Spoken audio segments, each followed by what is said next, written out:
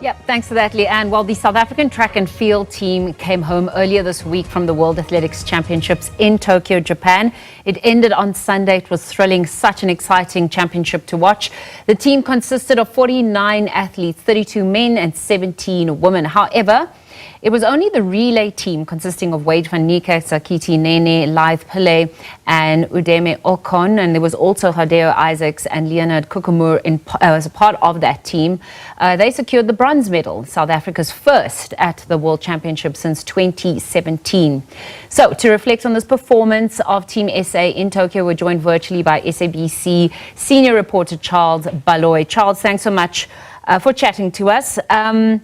I mean, we came back with the bronze. I know that every team, when they go to a championships or to an event like this, obviously they want to bring back more medals. And it's about what happens at the event, what happens on the day. We saw that with our men's 4x100. But generally speaking, how would you sum up Team South Africa's performance?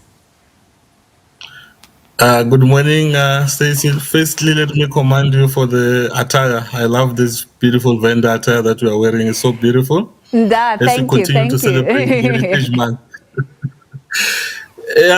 For me, there's one word: disaster. That's how we can best sum up our campaign for 2025 in Tokyo. So 1 medal in 8 years is not a very good return. So this will scare away potential sponsors because the team is not performing. Yes, we've reached 6 finals.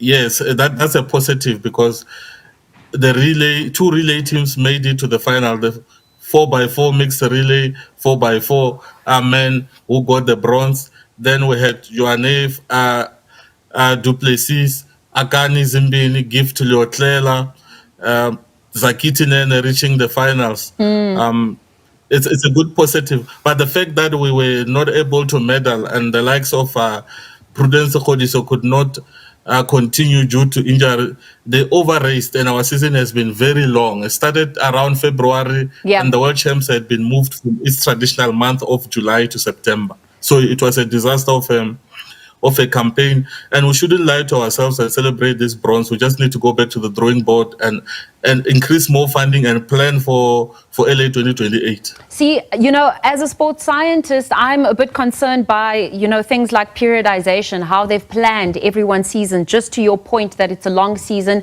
it's not that we lack the talent. We perhaps are also we're lacking the support staff, conditioning coaches, sports psychologists, sports scientists, making sure that this immense talent, sprinting talent that we have in South Africa is able to shine when they need to shine. Because as you mentioned, they were shining beforehand and they stutter, at the World Championships when it's actually needed. There is a sprint revolution in South Africa, but my biggest concern, I even asked this to Ezekiel Sipeng, the high performance manager, we are so reliant on the relay. Yeah. And we don't seem to have confidence and self-belief in our individual races. Now everything is, the relay is our best form of a medal. The relay this, the relay that. Yes, the relay is very important, and there's that project which is funded by SASCO, Project the Relay. But also the athletes must go back to the individual events and try to push for medals because other countries have done well. Look at Botswana. They've done well in the 400.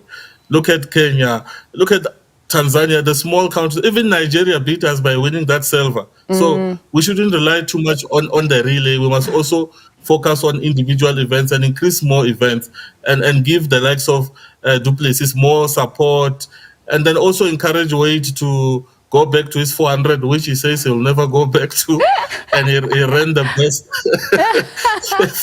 leg in the 400, but he says he's done with an individual 400. Can anyone convince him to go back there? I don't know. And listen, when I watch that again, I definitely think it was 200ths of a second or something that we missed out on that silver. Perhaps we could have gotten gold if we had 1 more meter, 2 more meters, because Nene ran so well, and probably it was Okon that struggled against the likes of Letsile Tebogo in his particular leg. I spoke to him. He said he couldn't even see where Wayde was. He couldn't even see where he was going. He was just following the Americans. Because it was He's raining. only 19 doing his matric, bro. Oh my goodness, he is quite young. It was raining and pouring down with rain. Wayde van Niekerk, though, he said that the teams need more support. We spoke about the fact that now sponsors are going to look at this team and say, perhaps, you know, they're not going to want to invest as much, but this is the time that we actually need it. What else do you think is needed to make sure across all the sporting codes, it's track and field, it's not just track, get their support to make sure that the next world champs will be more successful? With the exception of Ioane, the field events have been so disappointing. In the long jump, which we now declare dead, even Koekemoer, the legend, who's now the SASCOC Athletes Commission chair, feels it that way. That is dead. Look, our best long jumper, Cheswell Johnson, finished number 32. Couldn't even make it anywhere. Brian Rathen, our high jump champion, couldn't even make it to the final. Do you think in the long jump, do you think we couldn't make it to the final? Former champs are not as involved as they should be in making sure that the next set of talent actually rises to the fore? Most, but we shouldn't generalize all of them. Caster Semenya is doing her best. She started Masai Athletics Club, where she's working with Violet Semenya, her partner, to try and assist the likes of Glenrose Kaba. Karoma Lula just won her first 10K, the Absa Ranwa City, on Heritage Day on Wednesday. So Caster is doing her part.